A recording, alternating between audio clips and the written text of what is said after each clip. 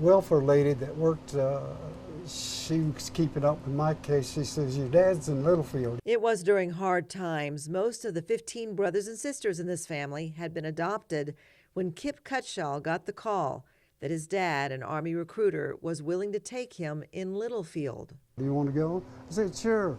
It was a dream come true getting to play football at Littlefield High School until his dad was called to Amarillo and then off to Greenland. And I was fixing to be a senior in high school, and I didn't have any place to go or anything. Then Mr. Chisholm found out about it.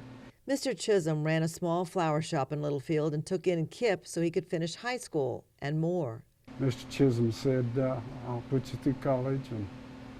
And then after I got out, he called me in and said, well, what do you think about the flower business? I said, oh, I love flowers. 65 years later, Kip is running Chisholm Flower Shop.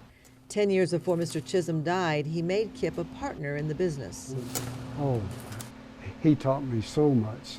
He taught me honesty, integrity, how to treat people, and do them right, and do the best job you can. J.E. Chisholm also served 7 terms as mayor in Littlefield, and later Kip was elected mayor too.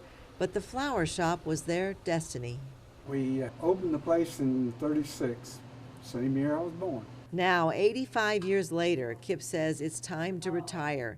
In fact, he closed the flower shop weeks ago. Said his last day was July 1st, but customers kept calling. Well, I did 2 yesterday, 2 birthdays, and I tried to tell them that we were closed. And we were just there when a customer called. So it means a whole lot to me. Did you hear that? Chisholm Floral. Phyllis and Kip were high school sweethearts, married now for more than 50 years. Okay, and when is the funeral? And they are still taking orders, even though the flower shop is closed. There's no for sale sign out there. No, can't put it there. Hard to do. After all, they still have flowers, even though the flower shop is closed. We'll get this done for you. Bye-bye. The viewing's this afternoon, tonight. So you've got to start making a flower arrangement. Yeah, he does. Not me.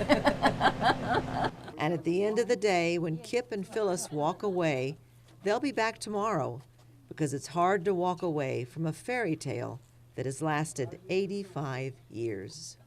It's good for the brain to stay social as we age, and Jean Hoover goes to the senior center all the time, but that's not what keeps her young. She works here, in this office, on this computer, as a bookkeeper for the center, but that's not it either. This is also where she plays bridge, a challenging game at any age, and she wins a lot, but that's not it. I'll be 87 in October. I've been playing so many years and I love it. I love to be outside, and it's good exercise, and and it helps you with your balance. That's the secret. These ladies meet as often as they can to play golf with Jean. And they're not just including her to be nice. I love to play with Jean. She's my instructor, my mentor. And the motivating factor in getting these women on the links. There's days that I think it's too hot to play, but then I think, gosh, if Jean Hoover can play, I can get myself out there too. Each will tell you they've learned a lot from Jean, some more than others. I'm a rock hunter. I picked up a rock. Yeah. Jean tells me to stop rock hunting and pay attention to your golf, Anita. The Spur golf course includes 9 holes in the rugged country of the Salt Fork of the Brazos. Since 1937, golfers like Jean and her friends have been walking or rolling across these hills with a new reason to stop at hole number 6. This is a memorial for my husband, who did quite a bit of work on the golf course. She and her husband Bill played golf together here for many decades. No water hazards, no bunkers. It's pretty funny. No pressure, just like it is now, a place to get some exercise and have fun with friends. We play best ball on Tuesdays. We start at 5:30, and a lot of times it's dark when we get through. And when the best ball gets close to the green, they call Jean. She's the queen of our chipping and putting. We can get it to the green. She's got the rest of it. And aside from the exercise and camaraderie, if laughter is good medicine, well, they get a good dose of that too. No injuries here. I didn't mean to do that. Just another hit for the record books. And as they gather at the clubhouse to wrap up another day, Had some good shots. in Spur, they all know how Jean Hoover stays so young. Golf is her ace in the hole. From one reporter to another, I'm Karen McKay. How are you? Nice to meet you. Yes, come right in. Grace New is 97 years old, but she remembers every detail about her first job out of college. When she was Grace Robinson in 1946, she was the first female beat reporter in the Metroplex for WBAP radio. My beat was the police station, the Dallas Police Station, the City Council, the Dallas City Council, the Sheriff's Office, the courthouse, the Federal Building. You were busy. I was, and I didn't have transportation. She didn't have a desk either, so the PD let her set up a desk there, and if she couldn't catch a streetcar when news broke, The Dallas police would take me with them in a squad car. Go sailing. I was in the back seat hanging on to the straps when the policemen went siren with their sirens on down to.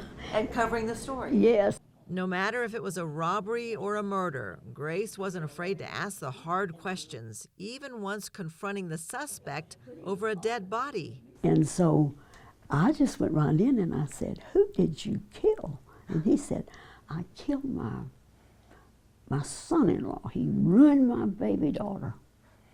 And I said, "Well, how do you spell his name?" You know? Grace fought to get the top story every day, and it wasn't long before she earned herself a nickname. Please call me Scoop, because I could get the news in on the radio before they got it in their newspaper. And that's how she made her mark in the business. There was the Dallas Morning News and the Dallas Times-Herald. They began to see now that there was a new era that had started. That news was timely. Yes, we got it on the newscast on the radio before they could get it out in the newspaper. But the biggest story for Grace was meeting Paul New, a pilot in World War II who came back to get a law degree. They married, moved to Denver City, and had 4 children. Every time I heard a siren or something, you know, I'd think, oh, I wonder what's happening, you know, because I did not want to miss anything. Now, 3 years shy of 100, she says she will always think like a reporter, but unfortunately, there wasn't anything I could do in Denver City, you know. They had it covered.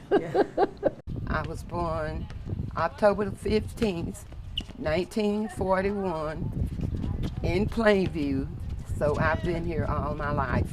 80 years in Plainview, and Ruby Riggins will tell you this is her happy place, Gibbons Park. We have all kind of family reunions and celebrations and vacation Bible schools and just all kind of things down here, and it's such a beautiful park. Ruby was a nurse for 50 years, but for 30 years she was also on the Parks Advisory Board. And ever since she retired from nursing, she has shifted all her energy to improving the Plainview parks. Because I love the city, and I want to be a part of it. I want to see it grow.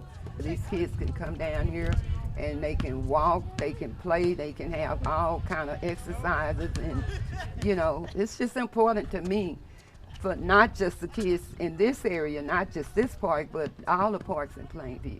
For years, Ruby has been on the committee to develop a master plan to redesign the 16 parks in Plainview with lighted pavilions and walking trails, soccer fields, and much more. This is a big deal, isn't it? It sure is, and we've been working on it forever. From a picnic table with family and friends to City Hall with the powers that be, this was the day to vote on the master plan. It passed, but not before a special announcement from Mayor Charles Starnes, who gave Ruby the very first Opportunity to Reality Award. In recognition of your service. Ruby was visibly surprised. Phyllis Wall was not surprised. That's what I see in Ruby.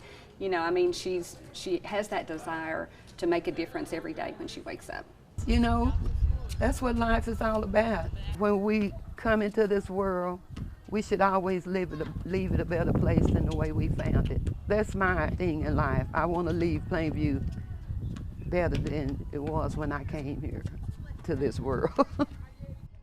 I'm 82. I'll be 83 in September. Dora Potter came to Shallowater in the early 1960s as a youth director.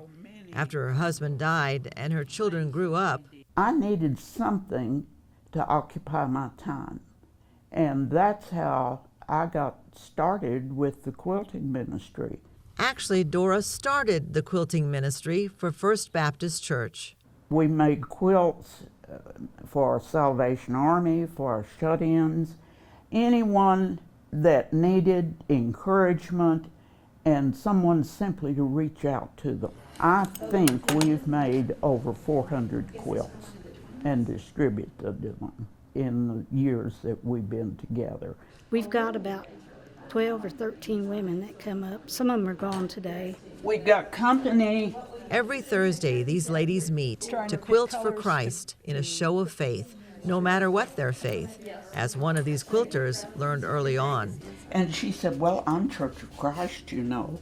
And I said, that doesn't make a bit of difference. And she's one of our sweetest quilters, been with us almost from the very beginning. And before each quilt is given away, the story behind it is saved in a scrapbook, one of many.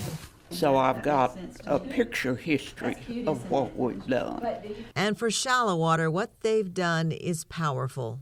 The ladies worked and worked and worked, and I think we got a quilt to every veteran in this community. Comfort for those who need it, maybe even more so for those who made it. Our world is in such a turmoil, and I wake up each day thanking the Lord for another day of life and just enjoying what He's placed here for me. Pretty simple. Life is simple amongst country people, and I don't want to be anything else.